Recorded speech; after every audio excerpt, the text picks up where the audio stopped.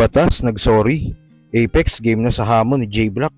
At Saki hindi masaya sa pagkapanalo kay Sendlock. So tara.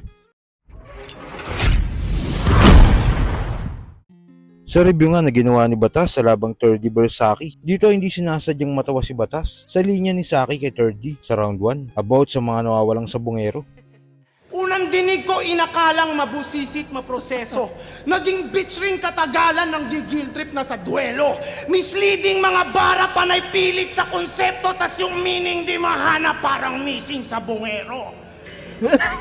Kaya say your goodbyes. Tas music sa bungero, hindi ko alam kung meron ba talaga. Nalabang ako sa sinabi niya, hindi ko alam kung meron ba talagang existing na ganung missing sa bungero na ni-reference niya o talagang nagsabi lang siya ng isang sobrang malabong kumbaga random thought na para lang malabo talaga. Sa sumunod nga na review ni Batas, nagsorry siya sa naging reaction niya about sa mga nawawalang sabungero. Aniya, dapat daw hindi pinagtatawanan ng ganung bagay. Nga pala, doon sa huling in-upload namin yung tungkol doon sa missing sa bungero, no? Shit, biglang naalala ko nga sa mga comments, biglang, oo nga, no, tangina. Sana mabigyang hustisya, di ba? Sana mahanap kung nasan man sila. Nakikiisa ako at nakikiramay sa mga pamilya na, syempre, challenging times yung ganyan. Hassle na gano'n. Pasensya na, natawa ako na wala sa isip ko yun. Parang, basta, ano yun? Yun, sorry.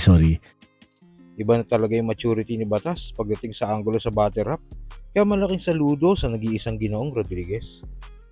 Sa kabilang balita naman, Ahon 14 na magharap si J-Block at Pistolero. Yamadong maituturing si Pistolero sa mga panahon na ito, pero kinawindang ng mga fans ang performance ni J-Block dahil tila bodybag nga dito si Pistolero. Sa round 3 nga ni J-Block, dito ay kinall out niya si Apex dahil hindi nga nagustuhan ni J-Block ang pagtira ni Apex kay Enigma at sa flip top, kaya pinagtanggol nga ni J-Block si Enigma at ang flip top. Apex, isa kang malaking hangal. Lumaki sa streets ng Valenzuela tapos iyakin pag may sugal. Nang dahil lang sa sugal, yung kredibilidad ng liga nagawa mong itaya. Nung nag-flop pagiging seaman, eto nagbigay sa'yo ng pamingwit at bangka. Sa 3GS kagalit, kaya Enigma ka magwawala. Sisirain mo yung liga na dahilan kung ba't hindi ka na namamakla.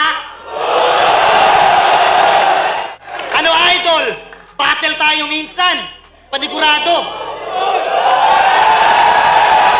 Ano, idol? Battle tayo minsan. Panigurado, walang susugal sa akin nun. At wala akong mga tropang ganto na magkokontrol ng sitwasyon. Kung saan at kailan, ikaw na bahala magdesisyon. Di ba champion ka sa lahat ng liga? Hindi lang ikaw ang ganon. Hindi nga sumagot sa Apex sa hamon na ito ni J-Block. Pero ito nga lang, tila may post sa Apex at mukhang patama nga ito kay J-Block. At sa huling balita, naging dikit nga naging laban sa pagitan ni Sendlock at Saki na nauwi sa 4-1 ang score.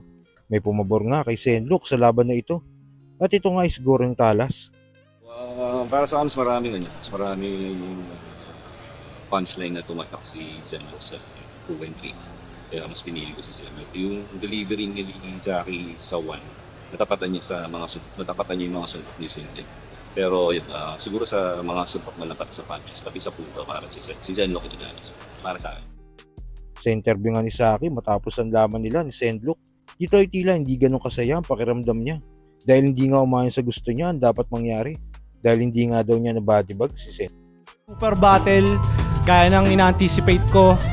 Pero doon, ang tanging hindi ko lang gusto, medyo, paano ba? Hindi ko kasi siya na bodybag eh. Parang sobrang dikit.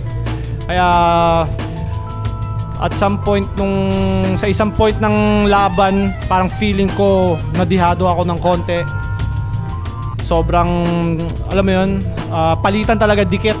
Nung